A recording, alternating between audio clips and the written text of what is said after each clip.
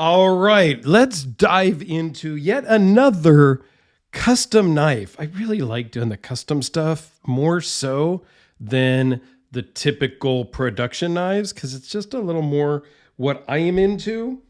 And I think a lot of you guys are into the more custom stuff as well. So let's talk about this LesBar is kind of what they go by. It's Ole Leserchvisky and Stan Barnavosky, okay, both from Ukraine. And I did an unboxing, but I wanted to just show the packaging one more time real quickly.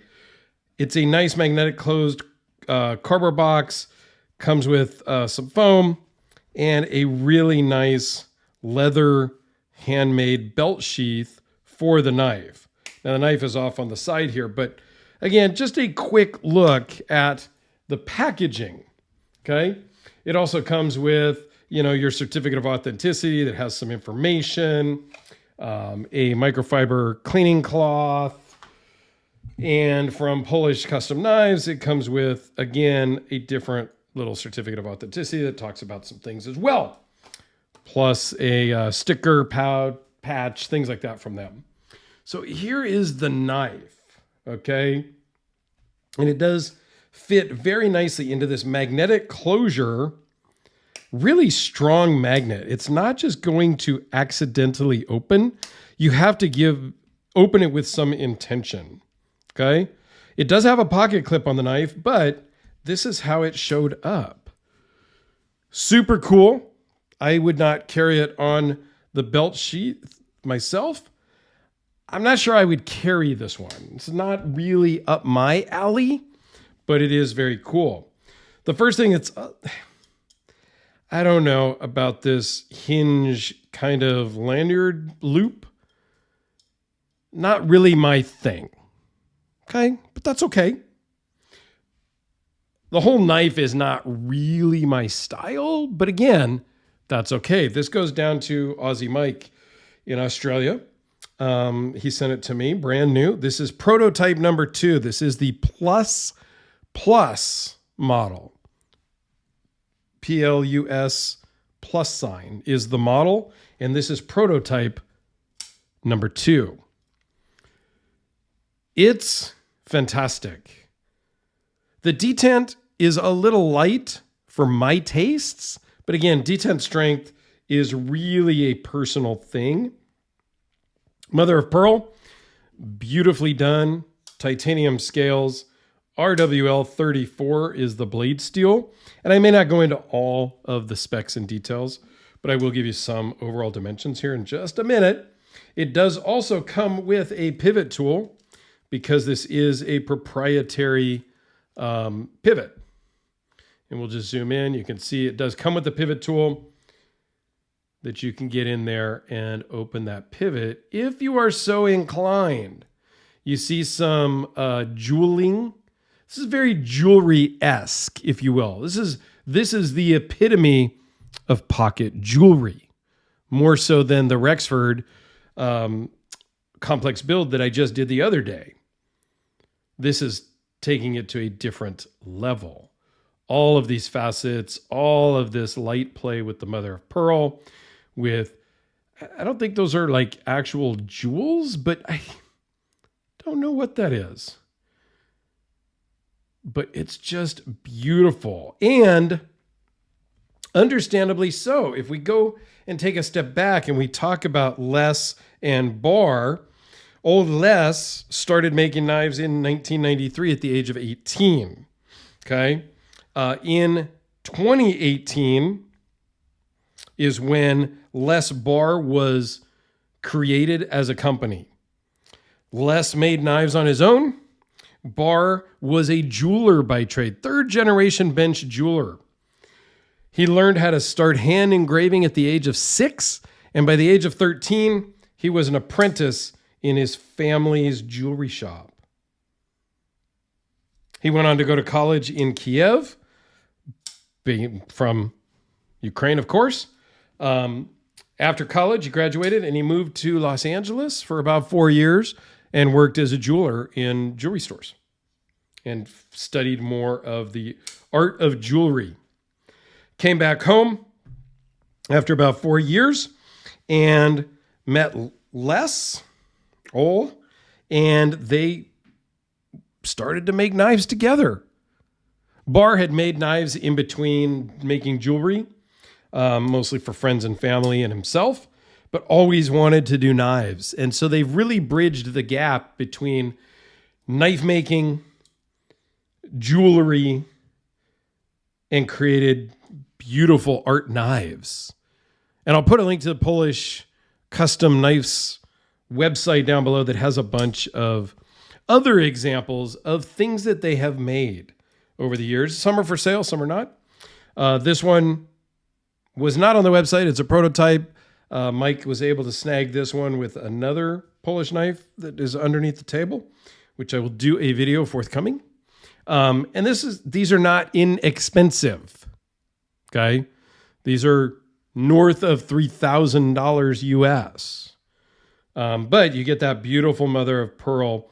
And if you're really into the art knife thing, this is a great example.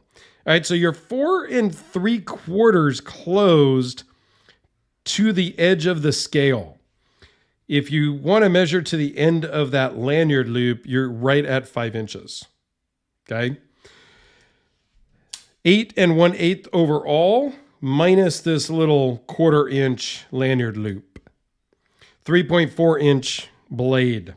Runs on ceramic bearings. I kind of got out of order there, but I like to keep you guys guessing. RWL 34 blade steel, which they have stamped right, if it will focus, right up here on the spine of the blade, which I like how they stamped that. It's not blackened out. It's not in big bold lettering or anything. It's very unobtrusive. They do have their logo here. Nice hand rub satin finish. Again, a close-up look at all of those jeweling and just the intricate details with this titanium scale. This is all titanium, all anodized different colors to make up what you see. And it's individual pieces. So that goldish one is one piece of titanium. The reddish maroon is a second inlay of titanium. And then the scales themselves are titanium with cutouts for all of that to recess and inset into. Very, very intricate, very detailed. Same with the backspacer, kind of not even a gear pattern, but it's multi-anodized. You've got the maroon and that goldish color. And they carry that through to the pocket clip with the milling and everything. I think it's just beautiful. And I know Mike is going to love it. He's into that kind of Persian upswept blade style that I'm not. I am much more of a tactical folding knife fan with some weirdness. I mean, I do like things that are not maybe traditional knife shapes like the Hellraiser. So I'm into all types of things myself, but this thing feels really good in the hand. You can choke up on it, although be careful if you do, because you are right up there next to the blade. Detent is a little light for my tastes, but that's just me. You just have to give it some authority. Over travel stop, steel lock bar insert, all the normal goodies. Solid lockup, and just a beautiful knife with, beautiful packaging. And I love having a nice package. And I know that adds to the overall cost, but that's something that I am okay with. This is a AA and a D cell battery. Just for some other size comparisons, I like to kind of throw in some things that the average person's going to know, because not everybody is going to understand the size of the Spyderco Delica. And even fewer are going to understand the size of the Red Horse Knife Works custom Hellraiser. Okay? The Black Death series. And probably even fewer are going to understand the size of the RJ Martin Q36SS. If you are familiar with these oddball ones, let me know which one down below because I'd love to hear you. This is more my size, 4-inch blade, totally up my alley. D10 is actually a little strong on this one for me. If it were up to me and I could ratchet that down from a 10 to say a 7, that would be great. This would be a 3 maybe. Ratchet that up to a 5. I'd be good to go. Okay. So what do you think about art type knives? Is this something that you would carry? I carry, like, this is a beautiful knife and I carry it a lot. Not recently because I've been carrying my Frank Fisher Battle so much. As I pull out a different Frank Fisher Battle. This one is also in that kind of art knife category, if you will, and it gets a lot of pocket time. I carry the crap out of my expensive, fancy knives.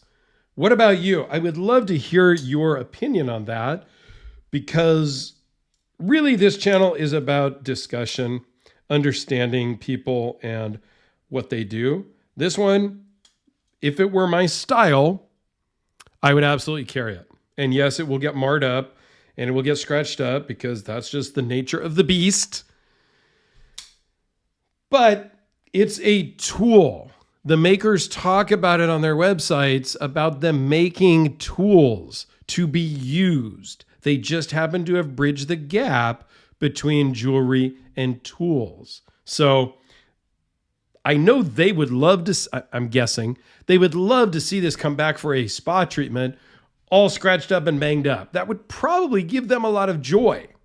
And in talking to other knife maker friends of mine here in the United States, they all say the same thing. They don't necessarily want to get a knife back in 3 to 4 or 5 years because there's one little scratch on it and the pivot came out or something dumb. They would much rather see them used, worn, scratched, not abused, but loved and used and cared for. So yeah, use them. Let me know your thoughts down below. I would love to hear your take on usability of something that's in what I'm classifying as this art knife category, pocket jewelry category. Thanks a lot, guys. Yeah, check out a video up in the corner. I'll throw something up there. Go check it out. Let me know what you think.